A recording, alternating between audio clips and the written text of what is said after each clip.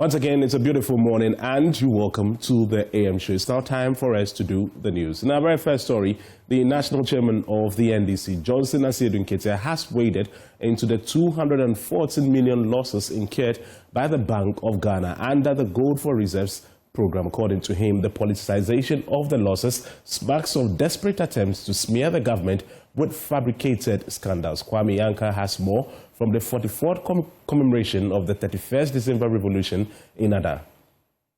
The 34th anniversary commemoration of the 31st December 1981 revolution at Ada unfolded in two main parts. The first segment featured lighting of the perpetual flame, symbolizing reverence for fallen heroes, fidelity to the founding principles of the revolution, and the enduring resilience of its ideals. This was followed by laying of wreaths in honor of those who sacrificed their lives for the revolutionary cause. Professor Jane Nana Opoku-Agyeman laid the first wreath on behalf of the people of Ghana, followed by representatives of security services, cadres, traditional authorities, market women, fishers, among other groups. The Member of Parliament for Korle Klottey, Dr. Zaneto Agyeman Rawlings, also laid the wreath in honor of the central figure of the 31st December Revolution, the late Flight Lieutenant Jerry John Rawlings, who was also the founder of the National Democratic Congress. The second part of the event featured speeches reflecting on the legacy of the revolution and Ghana's current socio-political landscape. In his address, NDC National Chairman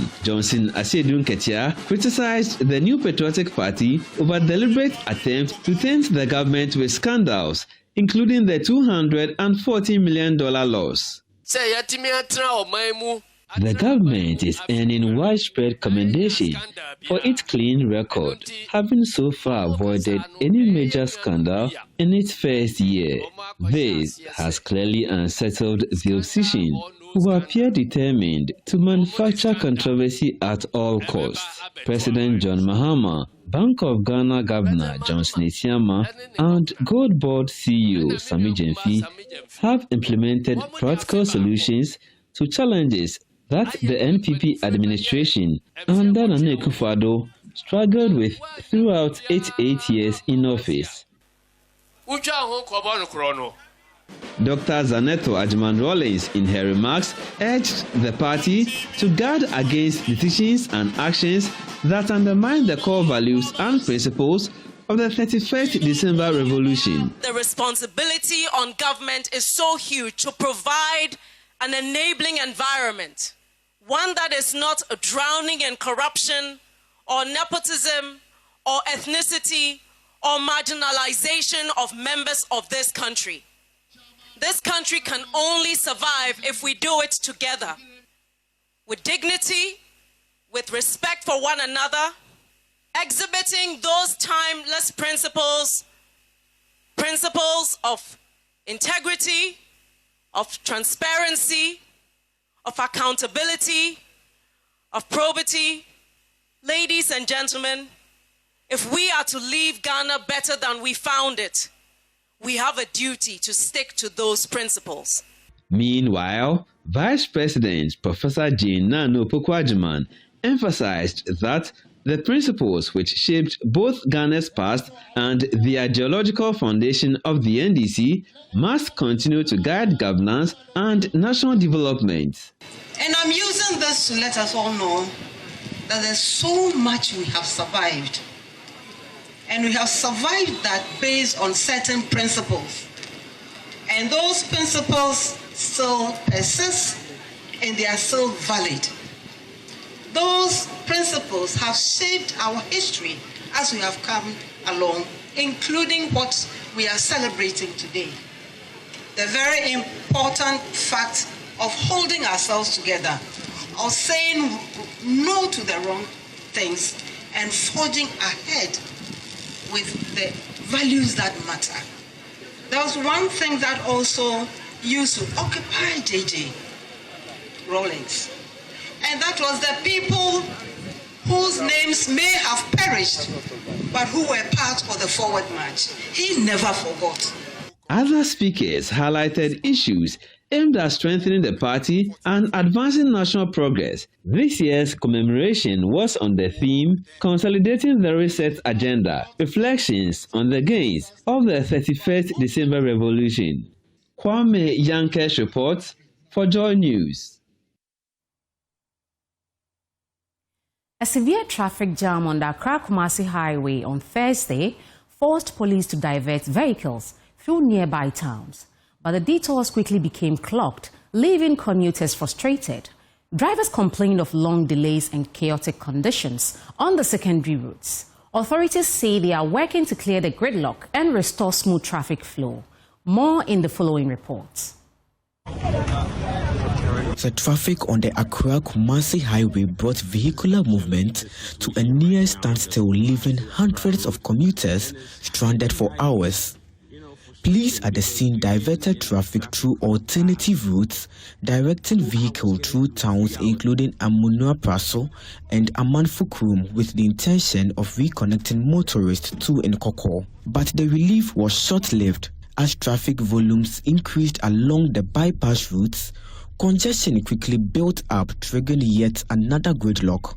Vehicles crawled bumper to bumper, with some motorists forced to switch off their engines as tempests flared and travel times doubled. Frustrated commuters say the lack of advance notice and limited road capacity along the diversion worsened the situation, turning what meant to be a temporary solution into another traffic nightmare.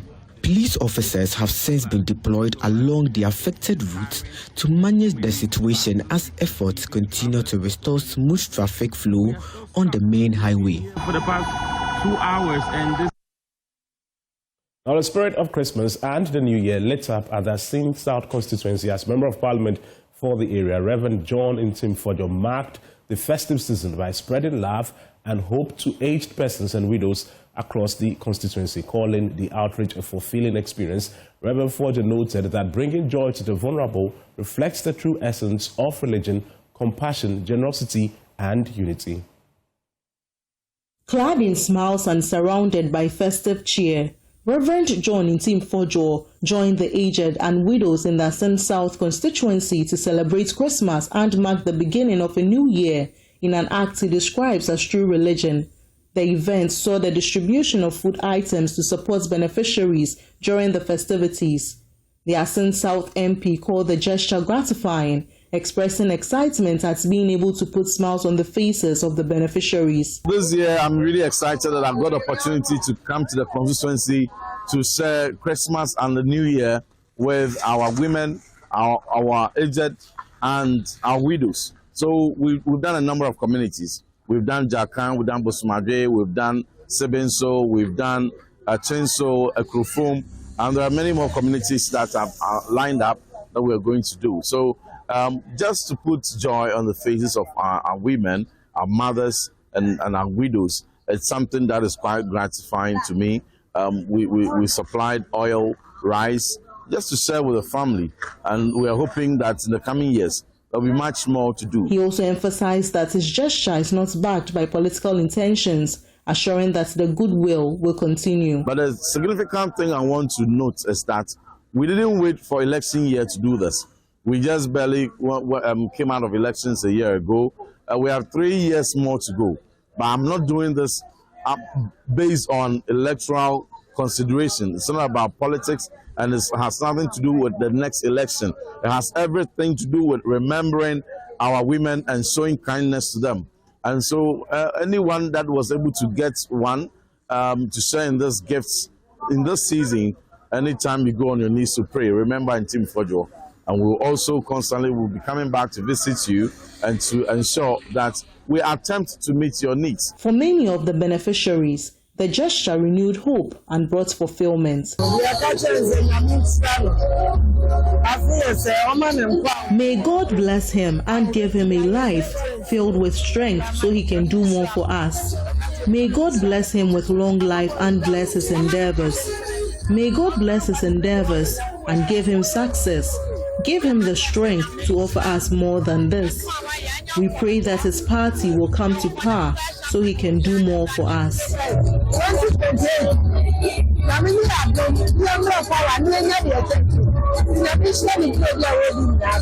From Ascent South, Abigail Lissel in Nkrumah reports for Joy News. In business news, the Commissioner General for the Ghana Revenue Authority, Anthony Kwesi Sapon, has assured that beginning January 1st, 2026, the authority will begin charging the new VAT rate of 20%, down from the previous 21%.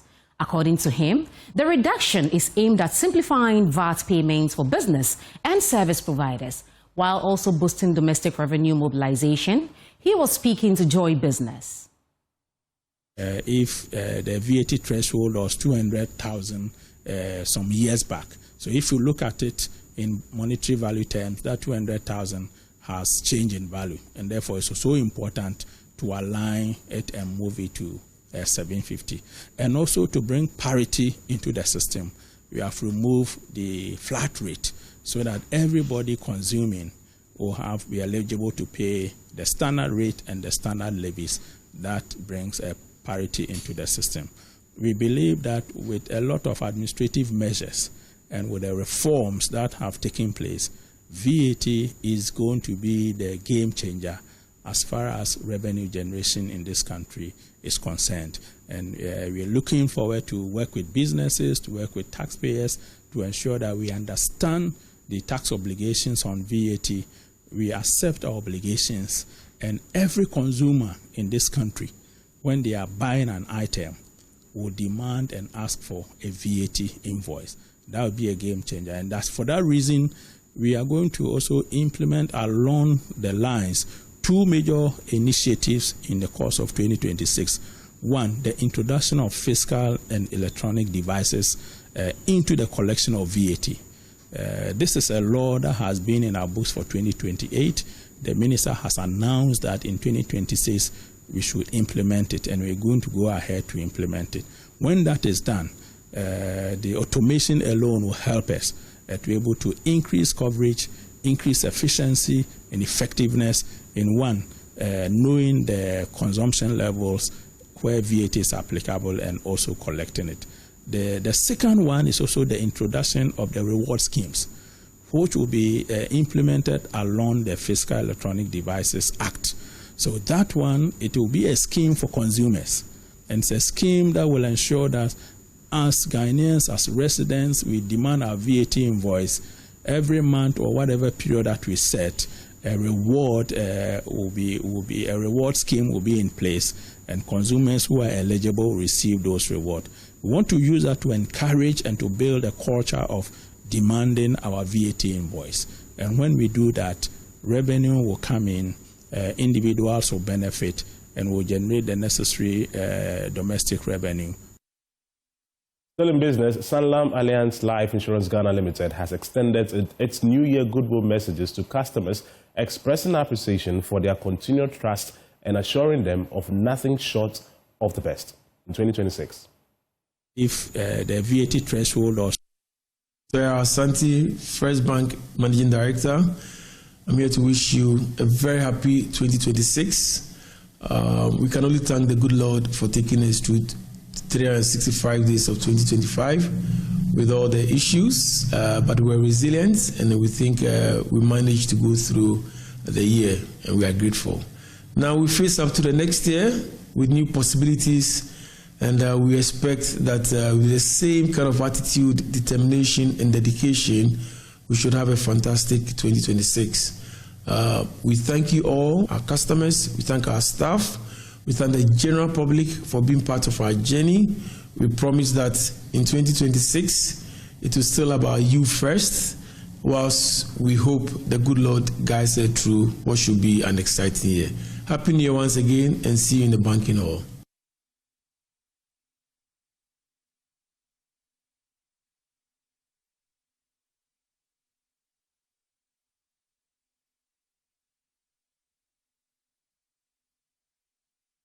My name is Tebia Ben-Ahmed. I happen to be the CEO and country leader of Sanlam Alliance Life Insurance in Ghana. Today is 365 days of the year 2025. I am very excited to witness today, and I use this opportunity first of all to appreciate our customers, our partners, and especially multimedia group for the collaboration to drive financial education in Ghana. To our people, I mean the Sanlam Alliance people, you are the best in the insurance industry of Ghana. And I wish you the best as we enter into a new year.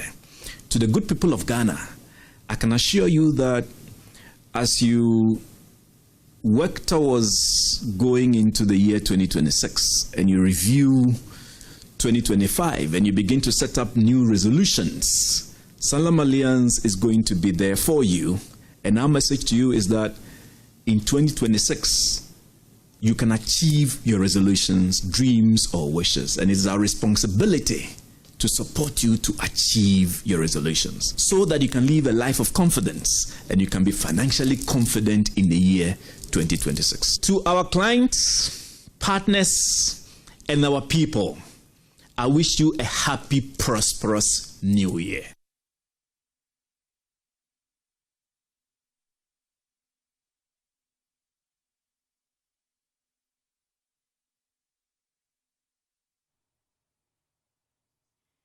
And that's all for the news. Up next is Sports Tuesday.